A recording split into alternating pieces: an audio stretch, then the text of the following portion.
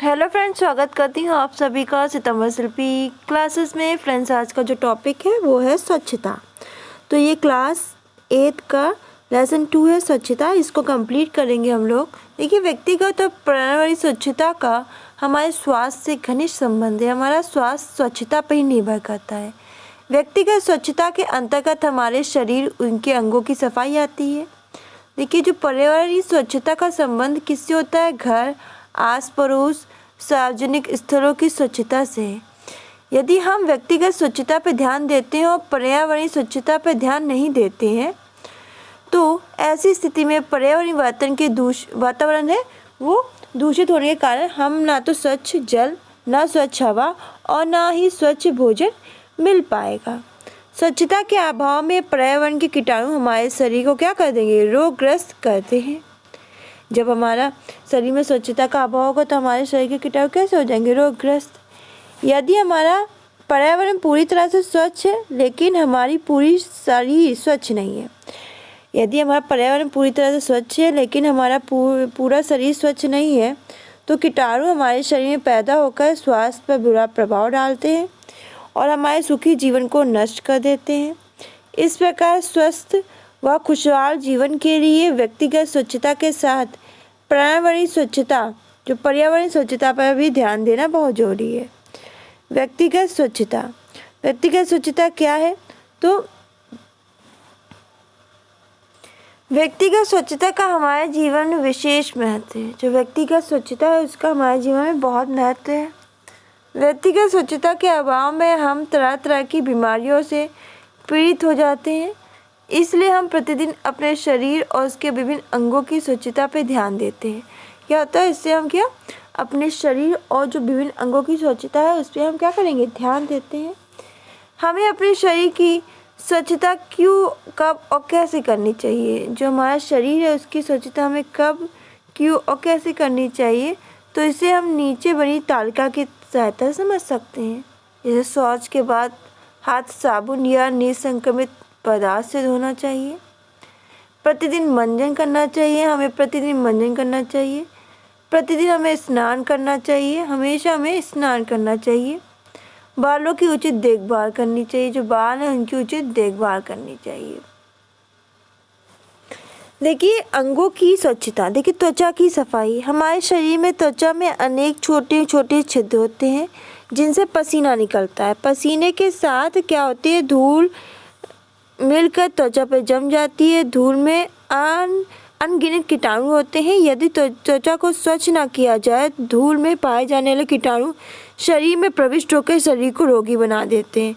घर में विभिन्न प्रकार के कार्य करने व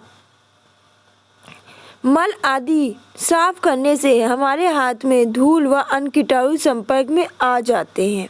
प्रातःकाल हमें क्या करना चाहिए? स्नान द्वारा हाथ पैर को साफ करना चाहिए। कैसे करें? तो स्नान करते समय शरीर के सभी अंगों को मल कर साफ करें। शौच क्रिया के बाद हाथ को साबुन या राख से धोएं। खाने के पूर्व हाथ पैर को अच्छी तरह से साफ करें। मुंह व दांतों की सफाई। हमें मुंह और दांतों की सफाई करनी चाहिए। तो भोजन करने के बाद यदि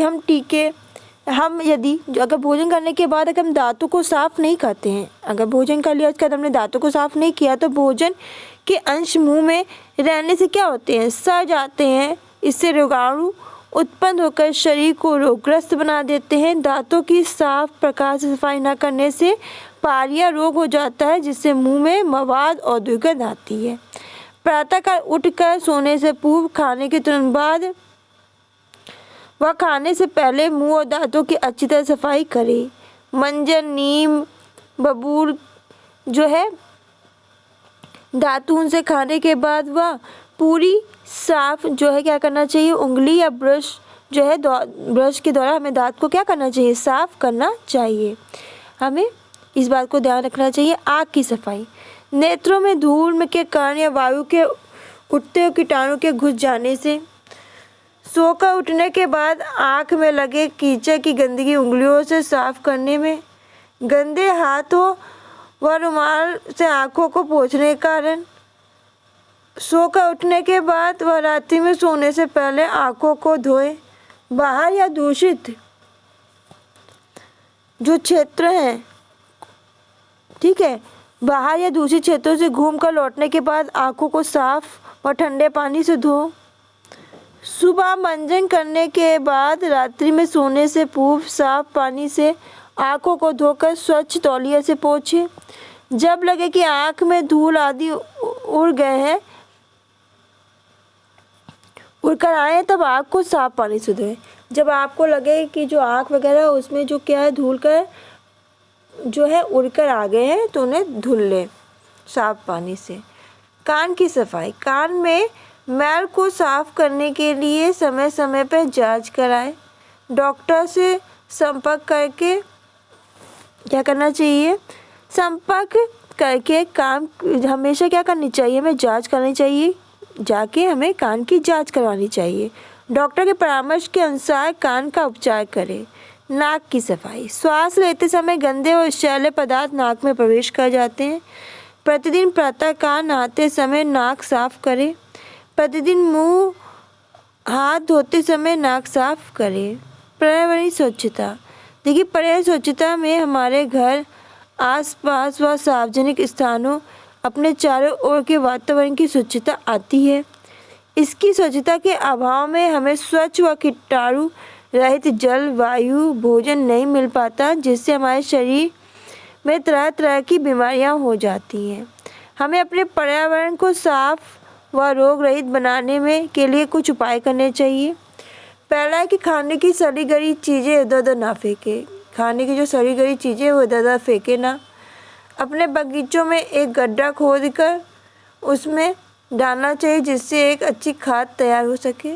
जल स्रोत के समीप नहाना चाहिए, कपड़े धोना चाहिए, पशुओं को नहलाना चाहिए, शौच नहीं करनी चाहिए। बाजार से सामान लाने के लिए घर से कपड़े का थैला ले जाना चाहिए। प्लास्टिक पैक सामानों का कम से कम प्रयोग करना चाहिए। स्कूटर है, कार है, अन्य वाहनों से निकलने वाले धुएं को जांच करा कर नियंत्रित रखना चाहिए। पटाखे सार्वजनिक स्थानों पर नहीं छुड़ाने चाहिए।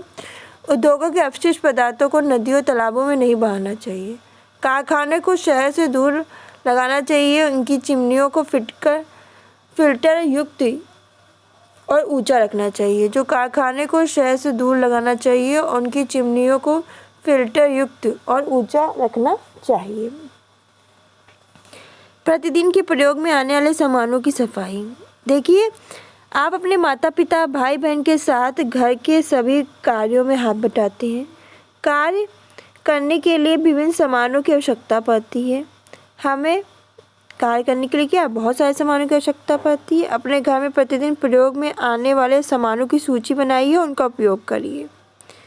बर्तन, खाना बनाना और खाने के लिए, कुर्सी मेज बैठने के लिए, इन सामानों की हमें सफाई सुरक्षा भी करनी पड़ती है। आप अपने घर के सामान की सफाई और सुरक्षा करते हैं। सामान क्रमांक है, तो सामान का नाम, सफाई कैसे करते हैं और सुरक्षा कैसे करते हैं। तो सामान का नाम क्या है, सफाई कैसे करते हैं, सुरक्षा कैसे करते हैं। जैसे शर्ट है, फ्रॉक है, तो साबुन पानी से धोकर सुखाने के बाद प्रेस करके अलमारी में रखना। दांतों का ब्रश, तो मंजन करने के बाद साफ पानी से धोकर स्वच्छ और निश्चित स्थान पर रखना।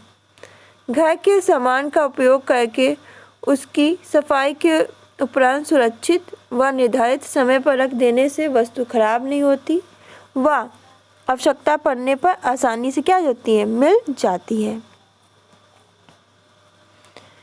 बालों की सफाई, तो जो बालों की सफाई है वो कैसी है, व्यक्तिगत स्वच्छता, पर्यावरण स्वच्छता, घर आस पड़ोस सार्वजनिक स्थलों की स्वच्छता के अंतर्गत आती है।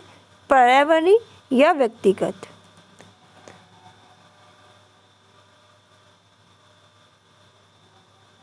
घर में प्रतिदिन प्रयोग में आने वाली 5 सामानों का क्या नाम है बताएं। पर्यावरणीय स्वच्छता में कौन कौन सी स्वच्छता आती है। तो फ्रेंड्स ये थी आज का चैप्टर। इसके बाद चैप्टर पढ़ेंगे हम लोग खाद्य पदार्थों का संरक्षण, चैप्टर 3। तो आज के लिए बस इतना ही, मिलते हैं नेक्स्ट वीडियो में नेक्स्ट चैप्टर के साथ। धन्यवाद।